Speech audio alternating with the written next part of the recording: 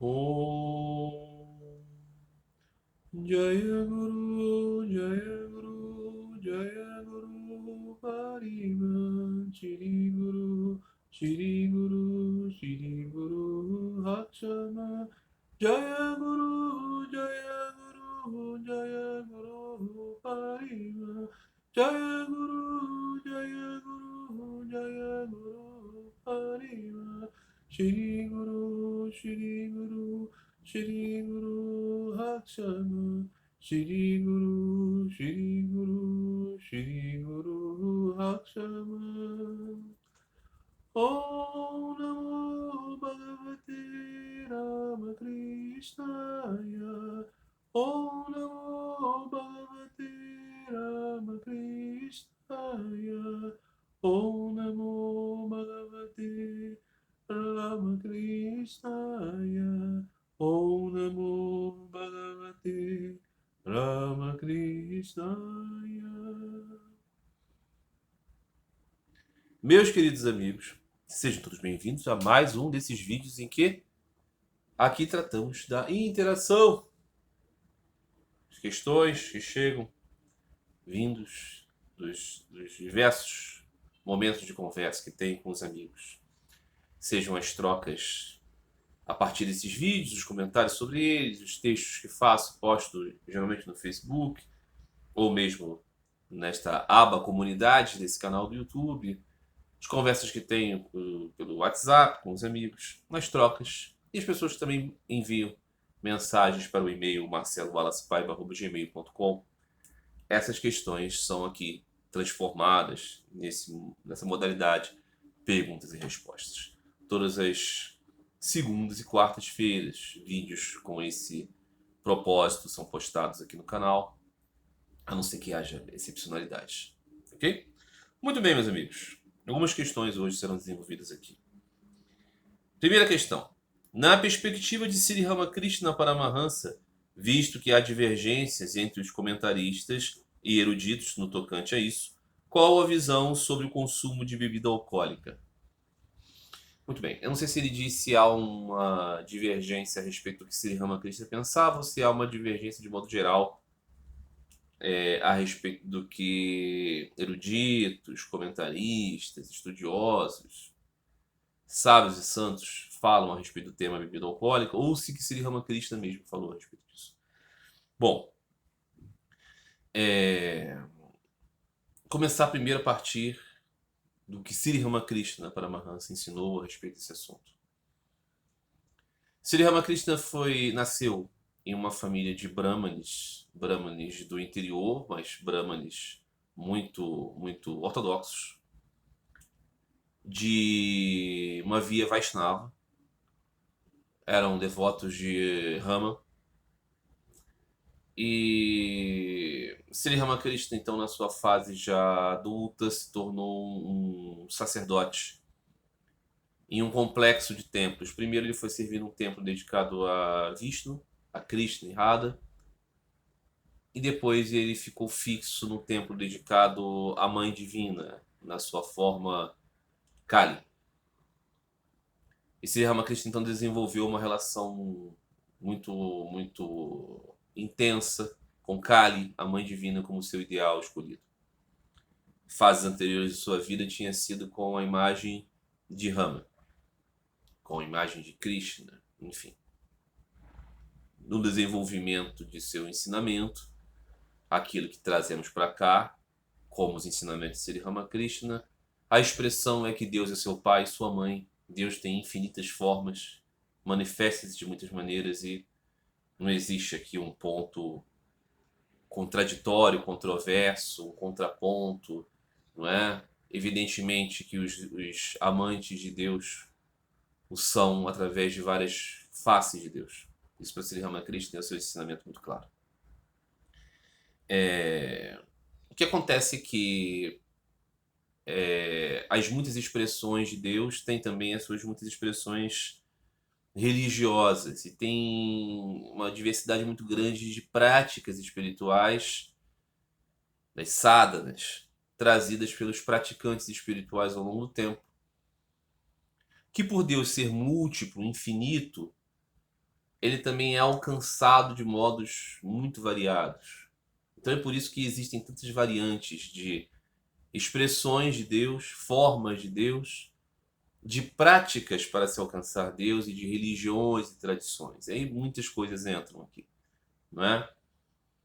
Então, o ensino de Sri Ramakrishna, por exemplo, ele que praticou muitas vias, ele sempre entendeu que o que diz respeito ao essencial da vida, a busca da vida, nasceu em vão aquele que obteve o nascimento humano e não busca conhecer Deus.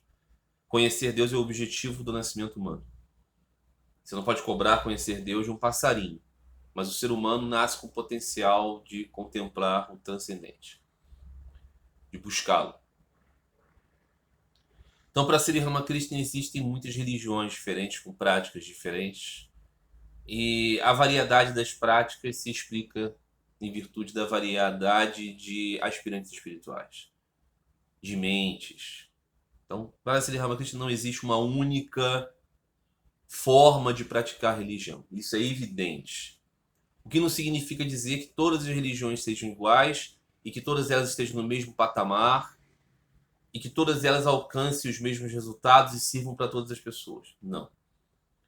Mas o ponto é, os caminhos que falam a respeito de conhecer Deus, de buscar Deus, desenvolver amor por Deus no coração, todos eles são caminhos autênticos e todos eles seguidos com seriedade e bom senso, sempre tendo esta meta, para que você não se perca no caminho e não se apaixone pelas formas externas da religião, são meios eficazes para você alcançar Deus. Foram trazidos pelas vidas de grandes santos, de grandes praticantes, não é, que realizaram uma trilha para que cada um alcance. Então existem variantes das religiões, variantes das práticas. Então, por exemplo, você tem religiões que são, a respeito desse assunto, bebidas alcoólicas, que são muito contrárias ao uso de bebidas alcoólicas em qualquer medida. Por exemplo, o islamismo. O islamismo vai ver o consumo de bebida alcoólica como muito negativo. Você vai ter isso também nas práticas devocionais dos Vaishnavas, que vão ver o consumo de bebida alcoólica como um entorpecente, como um alimento tamásico, que reforça em você o modo da ignorância. É a mesma característica do Islã, ok? Você também já teve essa ênfase muito grande em correntes do movimento cristão protestante. Em certas vias do protestantismo, isso ainda é muito vigente, não é? A ideia de que beber bebidas alcoólicas faz com que você perca a consciência, e sem consciência você não pode se conectar com Deus. Em todos os casos é assim que se considera, não é? O que Sri Ramakrishna ensinava? Sri Ramakrishna também ensinava o conceito de alimento sátivico, alimento rajásico, alimento tamásico. Há alimentos que favorecem a sua letargia, que favorecem o torpor. Existem outros que favorecem uma certa exaltação, uma certa excitação. Existem outros que tornam você mais sereno. Existem outros que são mais puros. Então ele dizia, para o praticante de meditação existe um alimento específico. Para o praticante, por exemplo, de mundanidade, existem outros alimentos. Para o praticante de devoção, a alimentação sátrica é ideal. Ele ensinava isso. E o que ele propõe na vida? Ele propõe na vida o caminho da devoção. Então, evidentemente, que o ensino de Sri Ramakrishna propõe alimentação sátrica. Ele propõe devoção e diz que para os devocionais, para os devotos, a alimentação sátrica é preferível. Mas ele acentuava muito objetivamente. Tudo antes é ter a consciência de Deus, ter a consciência de que Deus é o agente. Então, quando você come, esse alimento tem que ser lembrança de Deus. Tem que ser ofertado a Deus, você tem que ser grato por ele, você tem que saber que é Deus que consome através de você, que tudo é feito para ele, que você cozinha para ele. Esse pensamento, ele é mais importante do que a espécie do alimento em si. Esse é o ensinamento de Sri Ramakrishna. Então, as duas coisas estão conciliadas nesse Sri Ramakrishna. Há alimentos que têm características mais negativas e mais positivas, e a bebida alcoólica tem uma característica negativa nesse sentido, né?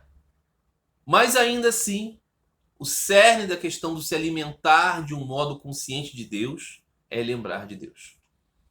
Então, dizia ele, o sujeito come carne de porco, mas lembra de Deus, ele está mais próximo de Deus do que aquele que come alimento, legumes, cozidos, mas não lembra de Deus. Então, tudo é essa coisa antes. O praçada, o alimento ofertado a Deus e depois consumido como bem-aventurança de Deus, antes você tem boga, você tem as coisas do desfrute comum. Você oferece a Deus esse boga e ele o santifica, vira praçada. Essa é a metodologia das escolas hindus, escolas devocionais. Esse alimento praçada, ele não é um truque, ele é uma manifestação do seu relacionamento amoroso com Deus. Então você lembrou de Deus, você selecionou um determinado alimento que favorece a sua manutenção num estado mais puro. Você oferece a Deus lembrando que dele vem tudo, que ele é quem consome através de você. E depois você consome esse alimento porque o seu corpo precisa do sustento. Esse alimento santificado, ele é santificado por quê? Por todo esse esforço de memória. E Deus, pela sua graça, potencializa isso na gente. Não é? Então aqui, essa é a ideia de ser uma cristã. Contudo, evidentemente, ele dizia isso, por exemplo, para um devoto dele, que era um devoto de Kali, oferecia vinho à mãe. Ele dizia, se você beber esse vinho oferecido à mãe com sinceridade, ele também será praçado, esse vinho. Ele não fazia aqui a restrição, de dizer, não, esse alimento não é sático. Não. Não é? Os devotos de Kali, por exemplo, consumiam carne oferecida, né? Sacrificavam cabras e ofereciam à mãe. Mas ele dizia, é importante que você não fique bêbado. É importante que você não fique trôpego. Então, uma certa medida aqui é possível para Sri Ramakrishna. Se a indicação prioritária dele é lembre-se sempre de Deus em tudo que você faz na vida. O alimento mais favorável é aquele que torna você mais calmo, é aquele que não faz você participar de violências, não é? O abate de animais, né? O alimento não vegetariano, ele tem toda essa característica. É preferível, então, que você não consuma alimentos que te entorpeçam, que te superexcitem e que te mantenham numa consciência mais pacífica e boa? Sim, isso é preferível. Mas o cerne da questão para o ensino de Sri Ramakrishna é lembrar de Deus e oferecer tudo para ele primeiro. Então, a gente percebe aqui, né? No catolicismo romano, por exemplo, nas igrejas cristãs antigas, igreja cristã ortodoxa e tudo mais, não existe essa questão com bebida alcoólica. A bebida alcoólica participa do alimento sagrado, não é? Há mosteiros, por exemplo, que produzem cerveja e tudo mais. É claro que aquilo pode degenerar em alcoolismo. Mas a ideia para essas vias é que, não, se for moderadamente consumido, é alimento. E é graça de Deus, dom de Deus. Não é? Oferecido a Deus antes do consumo. Para outras religiões, por exemplo, existe uma grande importância em você evitar radicalmente todo tipo de bebida alcoólica. Como ensina Sri Ramakrishna? Se você é um praticante da via, por exemplo, do Islã, siga os preceitos do Islã. Com toda seriedade. Não fique tentando inventar, tentando fazer aqui um islamismo com um pouquinho de catolicismo. Não, faça só o Islã. Mas lembre-se, o coração de tudo é você sempre lembrar de Deus. Seja você muçulmano, seja você católico, seja você ortodoxo, protestante, hindu, seja lá o que você seguir. Não é? Então, essa é a questão fundamental para Sri Ramakrishna. Muito bem.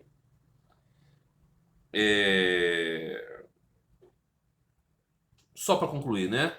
Uma nota muito clara. Não se entorpeça. Evite. Se você não tem esse consumo, evite bebida. Evite qualquer coisa que faça você ficar mareado na sua consciência.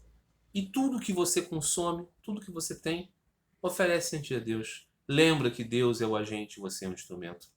Essa é a medida prática para a vida. Essa é a medida tranquila para a vida. Não é? É claro que a sua religião não é a religião de comer isso ou aquilo. Dizia o Senhor Jesus, né? É mais importante o que sai da sua boca do que o que entra. querendo dizer que mais importante do que as regras é a sua consciência. Mas é claro que se você, com consciência de Deus, souber discernir aquilo que tende a te prejudicar, aquilo que é mais saudável para o seu corpo e para a sua mente, e, né, que exerce nas suas características algo mais positivo, prefira essas do que aquelas que tendem a levar você para um estado de maior torpor, dispersão, excitação, aceleração. Não é? Muito bem. Uma amiga me pediu aqui para falar a respeito de diferentes tipos de plano da existência pós-morte. Esse é um tema que eu já tratei aqui algumas vezes, mas eu acho que podemos sempre que vier uma questão trazer de novo, porque os vídeos ganham esse dinamismo, né? Às vezes podemos falar de maneira diferente e tal. Eu não vejo problema nisso. O que acontece no ensinamento aqui conduzido pela tradição de Sri Ramakrishna? Nós somos almas espirituais eternas que estamos atualmente aqui vinculados a essa forma humana. Essa forma humana é uma forma superior de existência. Isso não significa dizer que seja do planeta Terra apenas. Podem existir outros mundos com formas animais e formas humanas. A forma humana nos permite pensar em Deus. A forma humana nos permite refletir a respeito da vida. E essa forma é especial por causa disso.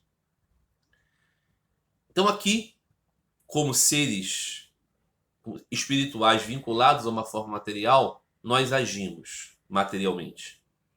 Nós agimos materialmente, seja lá o que for que a gente escolha fazer. Eu quero ficar na minha cama deitado o dia inteiro, não vou agir. Não, isso já é uma ação material que você faz. E ela tem consequências. As coisas que você deixou de fazer, não é?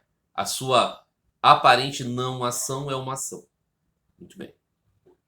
Tudo que fazemos, então, materialmente tem consequências. Essas consequências afetam a nossa vida aqui. Essa vida que temos aqui de 60, 80 anos, 100 anos que temos aqui. E também o estado depois. Nós, então, somos almas eternas, imortais, conectadas a um corpo material que nasce, cresce e morre. E quando ele morre, nós continuamos existindo.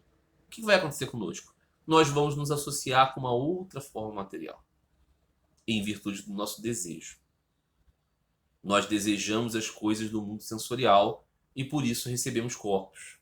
Se nós desejássemos Deus, gradativamente nós iríamos para ele. Mas nós desejamos o mundo material. E nós existimos aqui em formas variadas. Uma delas é a forma humana. Uma rara forma.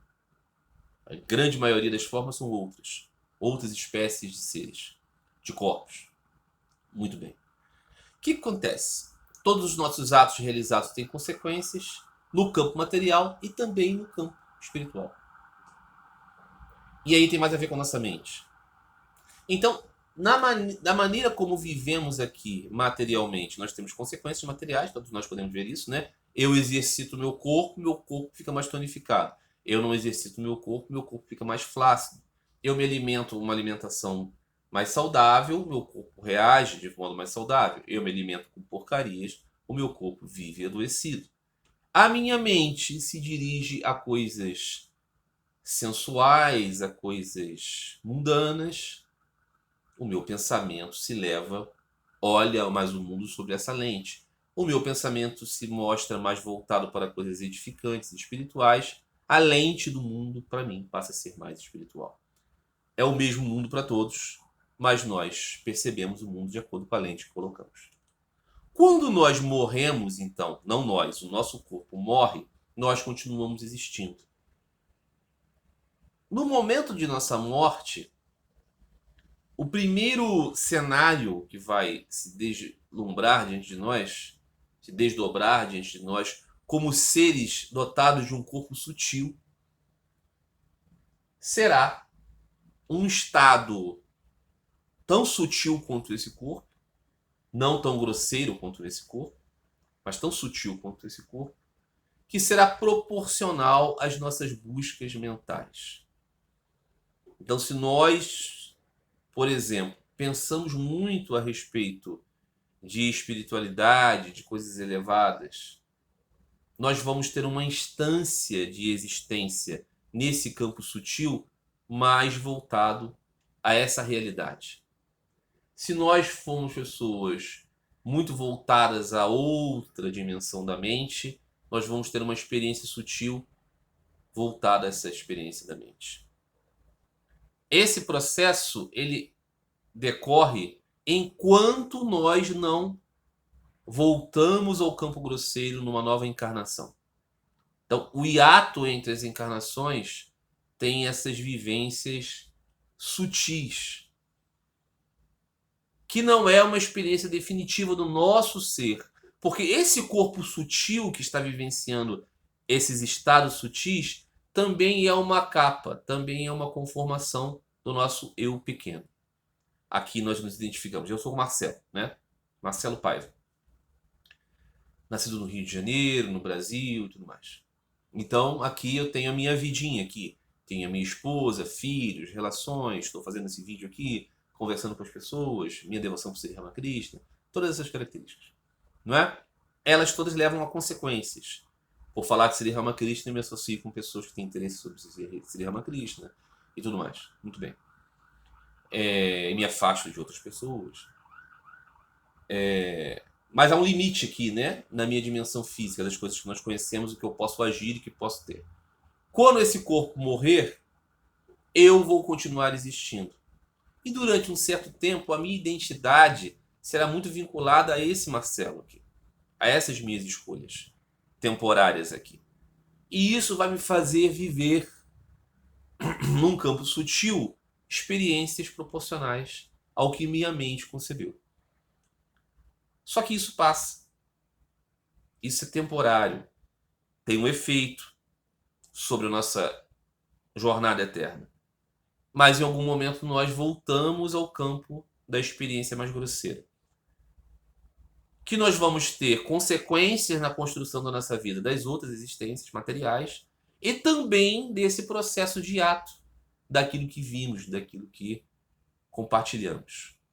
Pode ser mais demoníaco ou pode ser mais angélico, dependendo da característica da nossa mente. Por isso que é muito importante que todos nós cultivemos pensamentos sáticos, pensamentos puros, pensamentos elevados. Ajuda na nossa vida aqui e ajuda no hiato. Ok? Então, se você quer experimentar Deus, pense nele. Você vai experimentar aqui e vai experimentar depois da morte. Mas vai continuar voltando a esse campo do corpóreo mais grosseiro até que você alcance anseio puro por Deus. E aí os seus karmas vão sendo eliminados.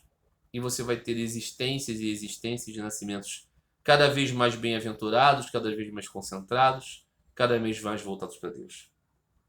Ok? Esses são os campos diferentes, não é? Da existência pós-morte. Então, as narrativas de mundos terríveis, sim, pessoas que pensam muito nisso provavelmente vão vivenciar esses estados sutis assim, não é? Muito bem. Por que a proximidade da morte causa tanto medo na humanidade? Porque a morte não é natural para nós. Veja, vamos pensar assim. Você quando caminha na rua, você tem assim uma avenida, você tem uma passarela que torna possível você ir com segurança da calçada onde você está até aquela outra calçada que você ambiciona chegar, porque senão você passaria por uma avenida muito movimentada, você teria o risco de ser atropelado.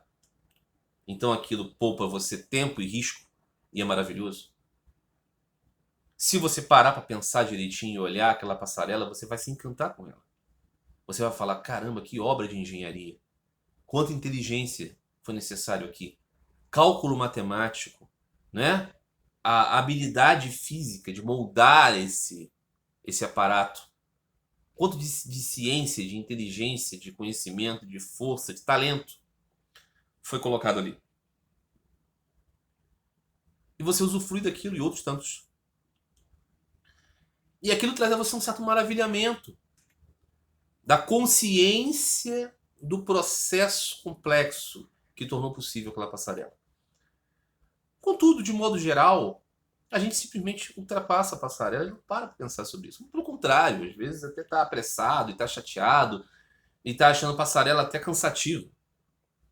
A gente não para pensar no processo todo. A gente simplesmente usufrui e segue. Essa característica irrefletida a respeito da maravilha que é aquela passarela, analogamente nós temos em relação a toda a existência.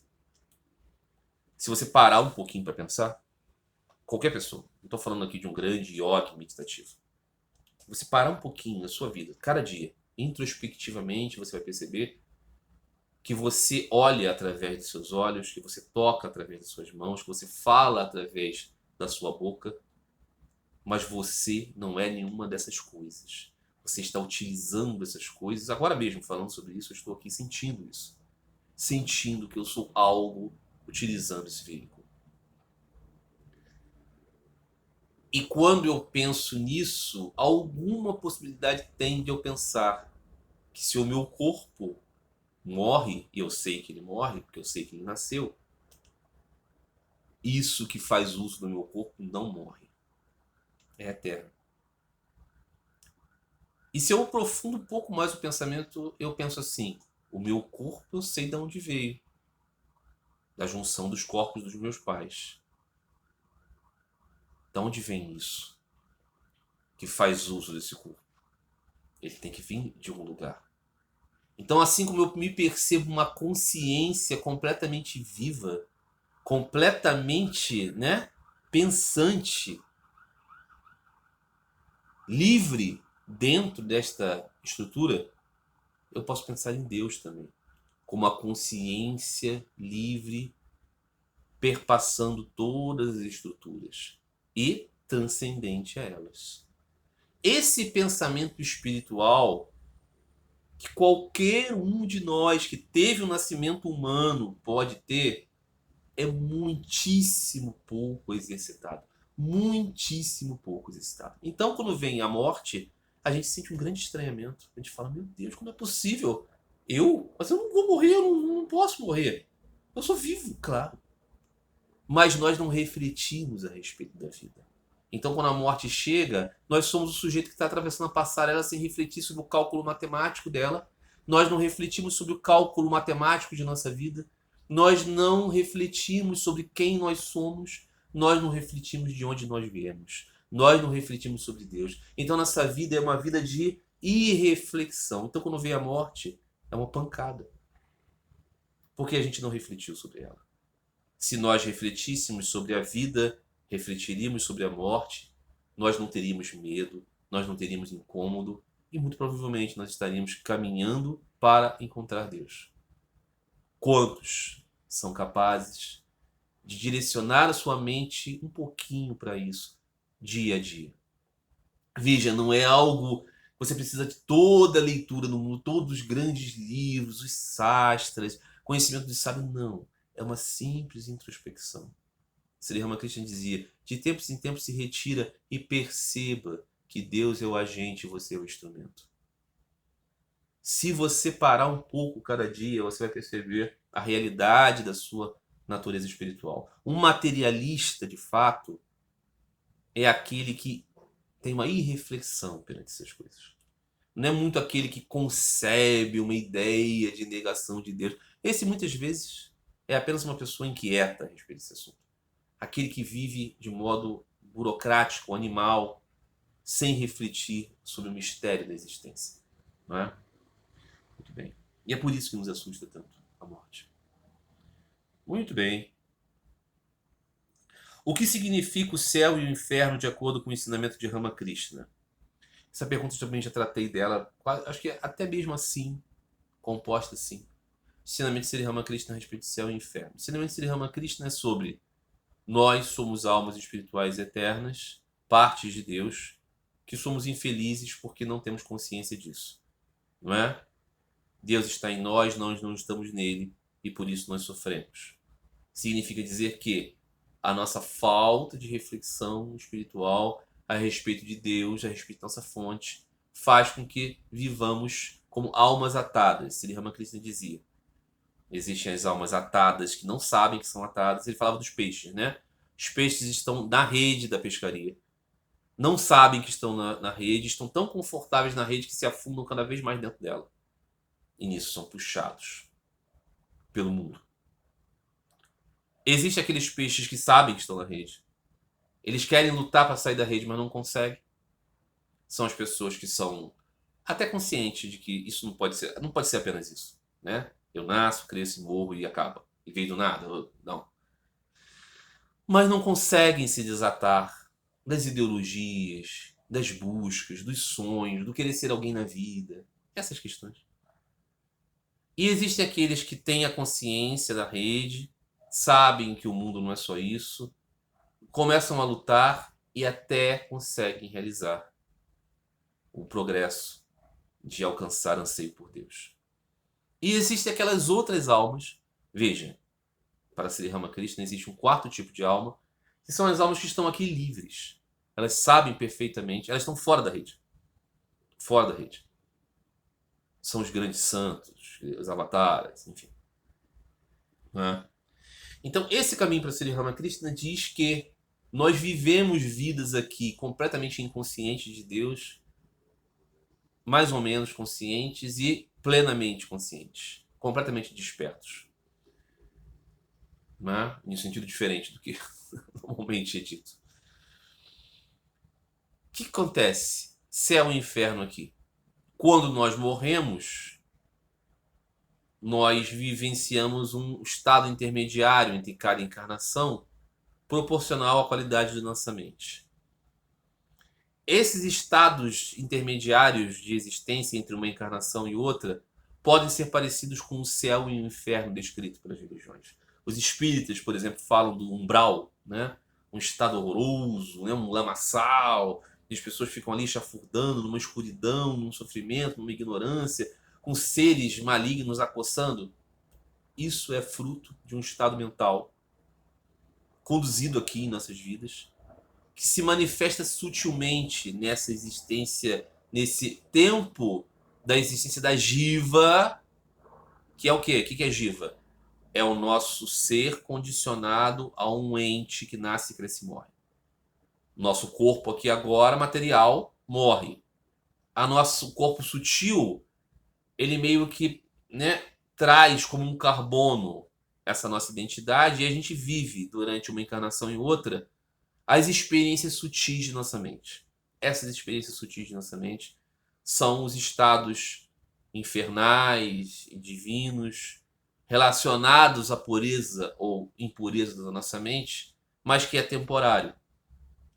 Quando você, então, termina o período necessário, isso tem a ver com o reencaixe da sua existência no campo material, você volta a estar condicionado a um campo material relacionado à lei de causalidade e aos seus anseios. Se você, por exemplo, é uma pessoa que anseia muito coisas materiais, você terá que voltar ao mundo material para realizar tais coisas. Você é dragado pelo seu desejo. É por isso que nas perspectivas, por exemplo, do budismo, dos budismos, se enfatiza tanto o não desejo, porque o desejo prende você ao nascimento. Contudo, o problema dos budismos é que eles não atentam que você sempre deseja. O caso é que você precisa mudar a qualidade do seu desejo. Quando você começar a desejar coisas espirituais, você vai renascer com mais anseios espirituais. E mesmo o hiato entre as encarnações será mais bem-aventurado. Será mais espiritual. Ok? Muito bem. Uma amiga pergunta: como dominamos Kama, manas, para deixar que a Atman se manifeste em nós? É através de tapas, ou seja, austeridade, de devoção? Essa amiga comentava um vídeo que eu fiz algum tempo atrás sobre as características da mente, não é? O que é a consciência do eu, o eu pequeno, não é? As características da nossa mente operacional aqui. E ela pergunta assim, né? Como a gente faz para trabalhar a nossa mente para deixar que o Atman se manifeste em nós? Nós somos o Atman. Nós somos o Atman, nós somos o eu. Não é que o eu se manifeste em nós somos esse eu. O que acontece é que a gente encobre o nosso eu com as camadas da identidade temporária, o jiva, a jiva. Nós não somos Shiva. Sri Ramakrishna brincava, né? Troca do jiva por Shiva. Nós somos partes de Deus. Porque se nós fôssemos Deus, plenamente Deus, nós nunca nos enganaríamos com nada. Nós somos parte de Deus. Mas nós então nos envolvemos com a energia inferior do Senhor. Não é? Sri Ramanuja fazia essa distinção. Sit e Asit. Sit, consciência, Asit, inconsciente. Sri Krishna no Bhagavad Gita ensinava: a minha Prakriti inferior é Asit. A minha Prakriti superior é Sit, a consciência dos seres. Então nós somos Sit, consciência. Só que nós estamos muito atrelados a Asit, a inconsciência. A nossa mente, presta atenção, é Asit. Nós somos Sit. Nós não somos a nossa mente, nós usamos a mente. Nosso cérebro é Asit, a nossa mente é Asit. Nós somos Sit. Nós somos Purusha. O nosso composto é Prakriti. Para manifestarmos, para descobrirmos, para conhecermos a nós mesmos e conhecermos Deus, nós precisamos superar, purificar as nossas relações com a natureza. Então, essa amiga diz, precisamos de quê? De devoção, de austeridade. O que diz Sri Ramakrishna Paramahansa, o guia deste canal. Esse canal que eu apresento aqui, o seu apontamento são os ensinamentos de Sri Ramakrishna Paramahansa. O que Sri Ramakrishna Paramahansa ensinou para cada um de nós que tem o nascimento humano. Não ensinou isso para cachorrinhos, para gatinhos, para coelhinhos, para mosquitos, que são todos eles formas que encobrem o Atman. Nós, então, somos um Atman encoberto por uma forma que raciocina, que reflete. O que ele recomendou para nós nessa atual condição rara do nascimento humano? Nós vivemos as nossas vidas. Temos o nosso trabalho, temos as nossas relações, temos a nossa vida de comer, beber, ir ao banheiro, cruzar, todas essas coisas da vida animal, com rebuscamentos humanos. Conscientes de que somos seres espirituais, ao menos intelectualmente. De tempos em tempos a gente se retira da família, a gente se retira do trabalho, a gente se retira das obrigações, a gente se retira desses elementos do nosso personagem. A gente abandona tudo isso, a gente tira uma folga disso. Vai para um lugar isolado, que pode ser um retiro, pode ser uma casa no campo, pode ser o seu quarto, pode ser uma praia, pode ser um banco de ônibus, pode ser qualquer lugar. Contanto que você esteja lá com você mesmo, sozinho.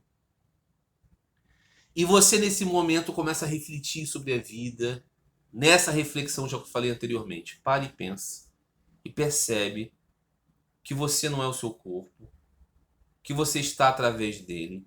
E que através de você mesmo, qual é a fonte de você mesmo? É o Ser Supremo. O Ser Supremo vivencia tudo, vivifica tudo.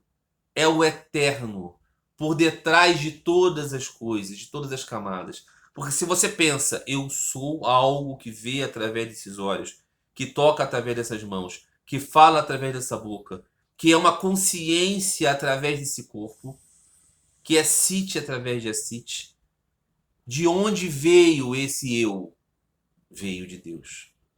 Então é esse Deus, é esse subjacente que é o agente por detrás de tudo. Quando eu penso nisso, eu crio desapego, eu crio desvinculação e eu crio apego por Deus, porque esse é o problema, por exemplo, do pensamento muito alienado. Ele vai retirando tudo, vai ficando nada. O nada não existe. Alguma coisa preenche ele. Você tem que preencher ele com o pensamento do ser. É Deus, o agente por detrás de tudo. Depois que você torna isso muito sólido na sua percepção. Você percebe isso, você percebe que você é uma consciência que está por detrás dessas estruturas. E você advém deste ser. Porque é lógico isso. Algo vem sempre de algo. Quando você chega nisso, aí você pensa, então toda a razão da minha infelicidade, toda a razão do meu apego, toda a razão da minha atração por aquilo que morre, toda a minha perplexidade diante da vida que desaparece, como é possível se eu sou vivo, se eu sou a vida, ela só será superada se você encontrar a fonte de tudo. Que é consciência como você. É consciência, não é um nada, não é um oceano de nada, de inconsciência impessoal, não é consciência. Porque você reflete assim como consciência. Você é uma pequena consciência, Deus é a suprema consciência. Você é um ser com vontade, agindo através dessas estruturas. Deus é o supremo ser de toda vontade. Você se percebe assim quando você percebe que você é o ser que fala através da sua voz, que vê através da sua visão, que toca através do seu tato. Você percebe que você está alheio das condicionantes materiais. Deus é o supremo liberto, o supremo livre. Só que como você também detém as características e qualidades da identificação, da vontade, da percepção, do desejo, das buscas, só que você é preso ao seu engano e aos seus condicionamentos, Deus possui também todas essas qualidades, só que sem as amarras. O supremo ser. Então você começa a pensar nele, você começa a admirá-lo, e você começa a desejá-lo, e começa a desejar que ele esteja em você, e que você esteja nele, e você então roga a Deus: ó Senhor, me faz ter atração por ti, me faz conhecê-lo, me faz amá-lo, me faz não esquecê-lo. E medita nisso até que o seu coração seja tocado e lágrimas venham aos seus olhos. Esse é o processo para Sri Ramakrishna de meditação e austeridade. Meditação e austeridade para Sri Ramakrishna Paramahansa é isso.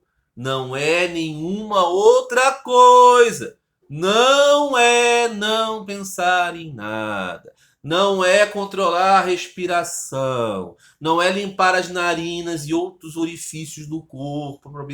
Não é prática de asanas do yoga. É isso. Discriminar para Sri Ramakrishna é isso. Meditar para Sri Ramakrishna é isso. Rogar nesse sentido. Você faz isso. Até que lágrimas desçam dos olhos, ou seja, até que você seja tocado na sua percepção por esse anseio. Aí depois que você realizou esse retiro, de tempos em tempos, sempre que você se perceber muito seco, muito impregnado de mundanismo, muito mecânico, muito automático, você retira-se e volta para viver com seu cônjuge, com seu irmão, com a sua irmã, com seu pai, mãe, filhos, amigos, colegas, animais, relações. Você vai viver com esta manteiga que não se dilui na água, ao contrário do leite, e vai então exercitar o que na vida? Todas as coisas que você vai fazer, você vai mentalmente identificar como um ato para Deus. Então eu estou na rua, vem uma pessoa e me diz: poxa amigo, eu estou sem comer, me dá por favor ali uma quentinha. Você tem como dar? Você dá a quentinha, com certeza. Você deu para Deus, através daquela forma. Por quê? Aquela forma existe, aquele ser existe, ele é uma pessoa com fome, definitivamente ele é. Só que por detrás de tudo aquilo existe um vivificador de tudo. Aquele que vivifica você. Que você sabe que é quem come por você, que é quem fala por você, que é quem vive por você, porque é a fonte de todas as vidas. As vidas existem, mas elas têm uma fonte.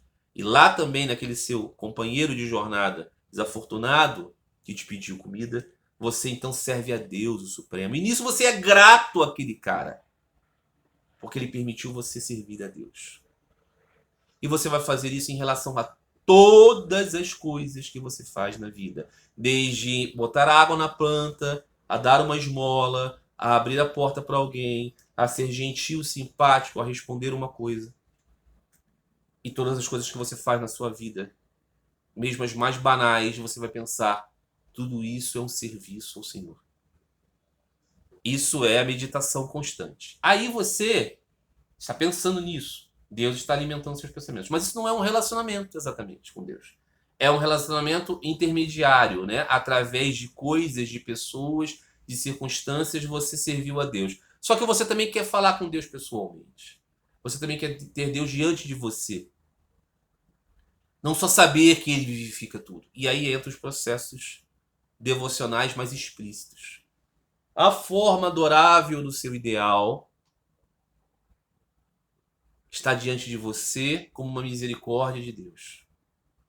E você então fala com Deus através dessa forma, não porque isso é um ato de imaginação, é porque de fato Deus manifesta-se nas formas e dá a você o meio bem-aventurado de você se relacionar com Ele.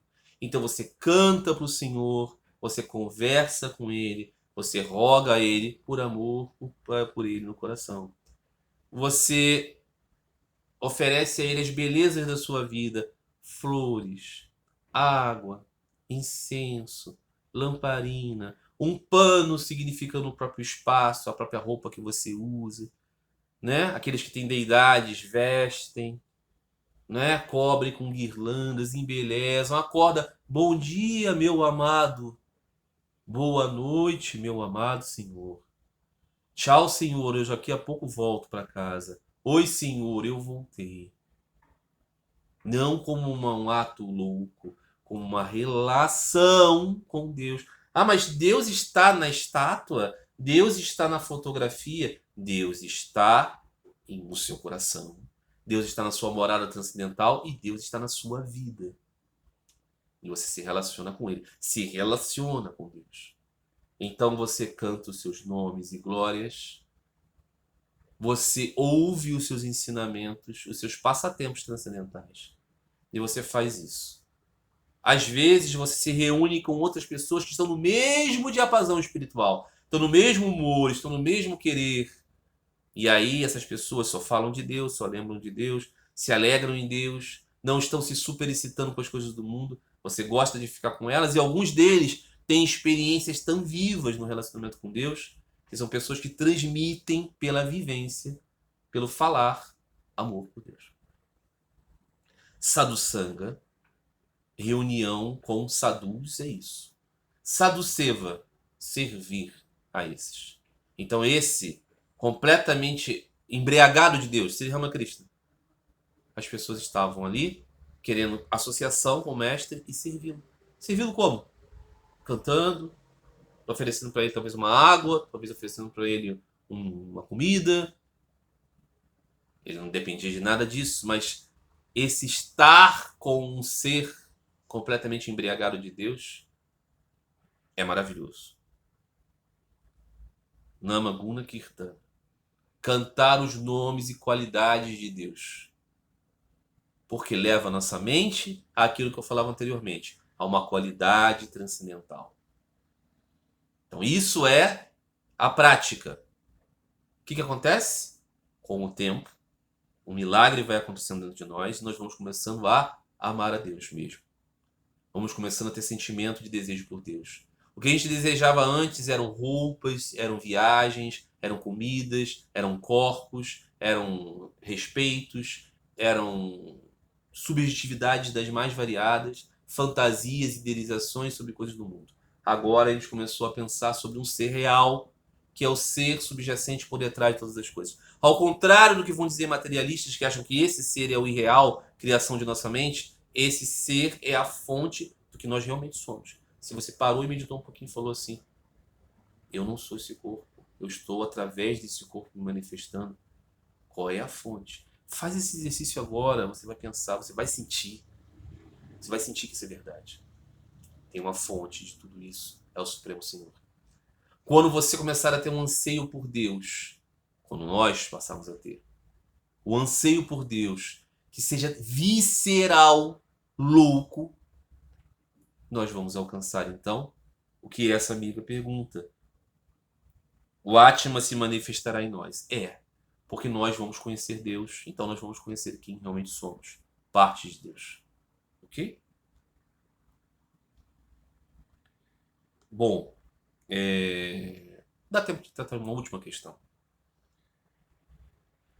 Uma amiga perguntou o seguinte: é errado pedir a Deus por uma vida sem percalços? Ela dizia: eu me relaciono com Deus como meu pai. Sri Saradadev dizia: trate Deus como muito seu, muito próximo. Sri Ramakrishna dizia o mesmo: pare de falar de Deus como o poderoso, o criador de tudo. Não. Fale como seu amado pai, mãe. Reclame com ele. Fale: ó Senhor, me dê aquele amor por você que eu mereço ter, que eu sou seu filho. Apareça para mim. Seja meu. Domine meu coração. Afinal de contas, eu não sou seu filho. Com essa intimidade. Se eu posso ter essa relação com Deus, como eu sou pai, né? Os meus filhos têm essa relação comigo, falam: pai, eu quero. Sem cerimônias. Né? Tô com fome. Por que eu não posso, então, pedir para Deus, por exemplo, poxa, um corpo saudável, um corpo bonito, vizinhos que não sejam malas, um país organizado, menos pobreza, menos violência, né? Por que eu não posso pedir a Deus? Pode. Deus vai dar? Vai. Proporcional à lei de causalidade, a lei do karma. Vai dar. Cedo ou tarde você vai receber tudo aquilo que você pediu. Só que isso prende você no parque de diversões de Deus. E Deus dá a você um parquinho. Ele não deixa de dar. Porque tudo isso é da misericórdia de Deus. Tudo isso é a bem-aventurança de Deus. Então Deus dá. O que acontece com um devoto mais avançado? É que ele já perdeu um pouco do sal destas coisas e fala: eu quero Deus mesmo. É o caso de Dhruva, aquele menininho. Já contei essa história, né? A história dos Puranas. Srimad Bhagavatam conta, né? Ele era filho da concubina. O rei tinha várias amantes, a qual ele tinha relações com ela e tinha vários filhinhos. Só que esses filhinhos não eram príncipes, eles eram os filhos da concubina. Ficavam às vezes lá na corte, às vezes viravam soldados de elite e tudo mais, mas o filho do rei mesmo era o filho da rainha. E esse tinha um relacionamento pai e filho. O Dhruva era o filho da concubina. E ele foi ver o seu pai, um dia quis ir no colo do pai, o pai até ia pegar. Só que a rainha chegou chateada e falou: você não é o filho do rei. Você é o filho da concubina. Você não tem o direito de ter essa relação. E o Dhruva ficou muito triste com aquilo. Tolhido de ter aquela relação amorosa com seu pai. E a rainha, vendo aquilo, falou: olha, não fique chateado comigo. Isso é obra de Sri Vishnu. Isso é obra de Deus. É Deus que conformou cada um. Eu, como rainha, tenho que aceitar meu marido com as suas concubinas. As concubinas têm que aceitar estar com ele sem terem nada. Ele é o rei, está nessa condição privilegiada aí. E tudo isso é Deus que fez. Se você tem alguma reclamação, fale com o chefe. Dhruva ouviu aquilo e foi falar com a sua mãe, que ele confiava mais, e a mãe falou: grosseiramente ou não, a rainha falou a verdade. É assim mesmo. É Deus que controla tudo. Então ele foi procurar os rishis, foi procurar os sábios, foi procurar os sadhus. Como eu faço para falar com esse Narayana Vishnu? E os sadhus falaram: você tem que buscar ele com todo o seu coração. Se você largar tudo na vida e só pensar nele, ele vai falar com você. Pratique austeridade e Deus vai dar o que você quiser. E aí ele foi praticar austeridade. No meio do caminho ele encontrou Narada Muni, o grande menestrel do amor divino, e Narada falou: você precisa amar a Deus. Pensa nele assim. Ele tem 4 braços, guirlanda, uma coroa linda, uma joia no peito, é vestido com um dote dourado, olhos de lótus. Pensa nele com amor. Pensa que ele é o misericordioso Senhor do seu coração. E Dhruva foi para a floresta, ficar lá sozinho, com pouquíssima comida, com poucas coisas, só pensando em Vishnu Narayana, com o pensamento de pedir para ele o quê? o reino. Eu quero reinar, eu quero ser poderoso, eu quero chegar e esfregar na cara daquela rainha a minha condição de poderoso rei. Eu tenho direito, sim, de sentar no colo do meu pai, que é rei, porque eu sou o príncipe, sim. E ele foi, então. Eu vou conseguir aí com esse Narayana esse pedido aí. É para ter que fazer austeridade para conseguir isso, tá? Vou conseguir porque eu quero muito isso, esse é o meu desejo. E ele foi, então, praticar a austeridade. Sabe-se lá por quanto tempo ele praticou, por quantos séculos ele praticou. Estamos vivendo numa outra época, em que o ser humano, o seu corpo era diferente, se vivia mais, tinha mais capacidade. Então, ele estrondou o universo inteiro. Os semideuses foram falar com Narayana. Esse menino está acabando com toda a paz no cosmos, porque a meditação dele é tão poderosa. Vai lá falar com ele. E Narayana foi falar com ele e disse: Dhruva, você alcançou minha atenção. Eu estou aqui pronto para te beneficiar com o que você quer. Diz, filho, o que você quer que eu te dou. Eu tenho tudo. E Dhruva disse a ele: eu passei tanto tempo pensando em ti, Senhor, que eu descobri o sabor desse pensamento. E eu não quero mais nada, não. Eu já alcancei tudo. Então, Vishnu disse a ele: mas eu quero te dar algo, porque você é meu amado devoto. Então, Dhruva disse: então, Senhor, me dê sempre a sua visão. Me dê sempre a lembrança de ti. Não me faz nunca mais ser atado. Nunca mais querer as coisas desse mundo. Nunca mais esquecer de você. E Vishnu deu a ele. E ele voltou para o reino resplandecente. E todos se prostraram diante daquele maravilhoso e divino menino, Dhruva Maharaj, porque ele alcançou a condição de Maharaj, de grande rei, em virtude de não querer mais nada, apenas Deus. Esse é o ponto. Então essa amiga diz: eu não posso pedir a Deus por uma vida bem-aventurada? Todos nós vamos sempre pedir a Deus por isso. O que muda é a nossa percepção do que é bem-aventurança. Não é? Se um dia tivermos a bem-aventurança de desejarmos por Deus, teremos Ele. Enquanto não tivermos Ele, vamos ter tudo aquilo que nós queremos. Experiências nesse mundo. Tá certo, meus amigos? Espero que gostem desta modalidade de vídeos. Quarta-feira estamos aqui novamente. Um grande abraço a todos vocês. Fiquem todos em paz. Fiquem todos com Deus.